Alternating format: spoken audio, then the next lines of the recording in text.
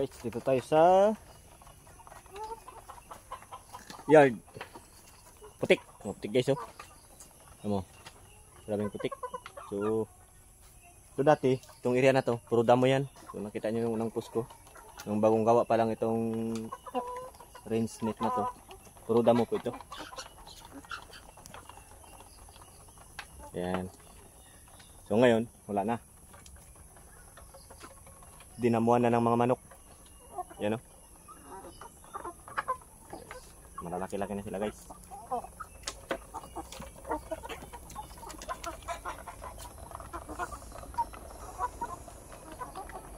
So, nabawasan natin ito ng paraan. Nakabawas tayo dito ng 8 pirasong stag. Kinatay natin kasi kami medyo nagkunti. Yung mga reject na stag, 8 heads.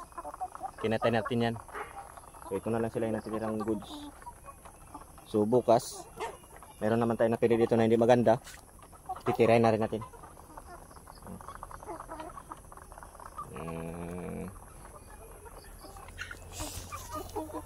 Maraming gastos sa pagkain. So, isang ganito nasa ito, nasa 3 kilo. Ito. Isang pakainan ito. Isang balde-balde. Galiparan pa nga. Gaingi pa.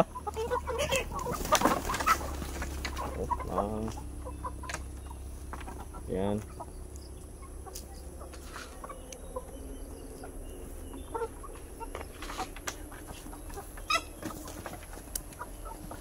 Isang balde guys, isang araw. Pagkain nila. Sa 3 kilo. 1 kilo't kalahati. Umaga, 1 kalahati sa hapon. Yan. So 3 kilo kabuuan sa isang araw. Kinukonsume nila. Pak madulas. Yan. Shout out sa mga mahilig sa manok dyan, mga idol. Yan. Wala na tayong maisip na content.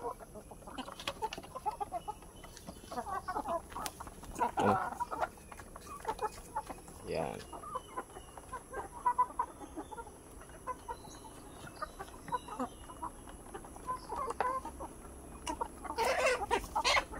Pugi mga idol, oh.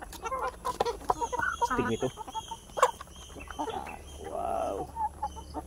Yan siya. So, advantage dito pag naka-clearance yung mga manok. Paglaki nila matitigas ang tuhod. Hindi malambot, hindi pala may alamya ba.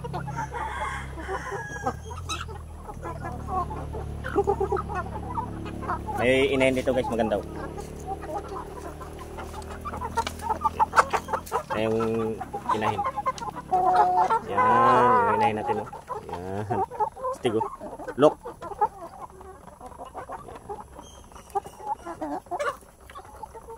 Parang medyo may sipon-sipon siya. Kaya kailan na naman ang gamutin.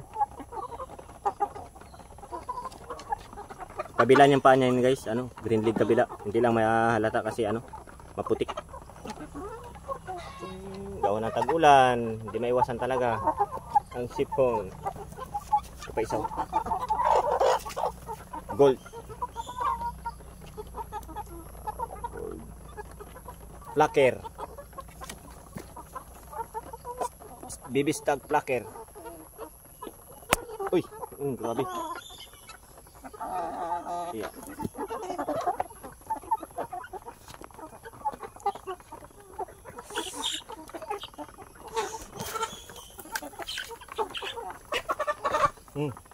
Grabe magpaluan.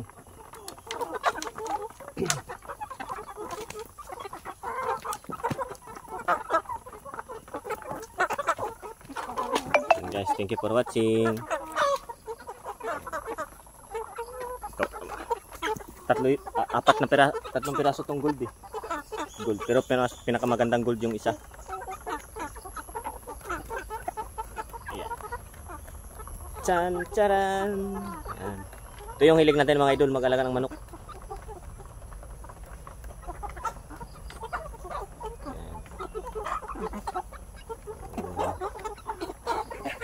Ito na siya.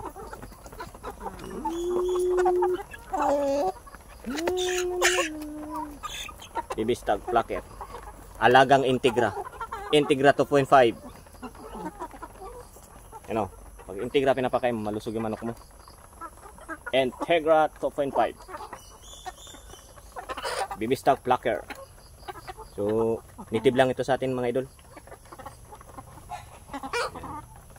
Stock lang yan.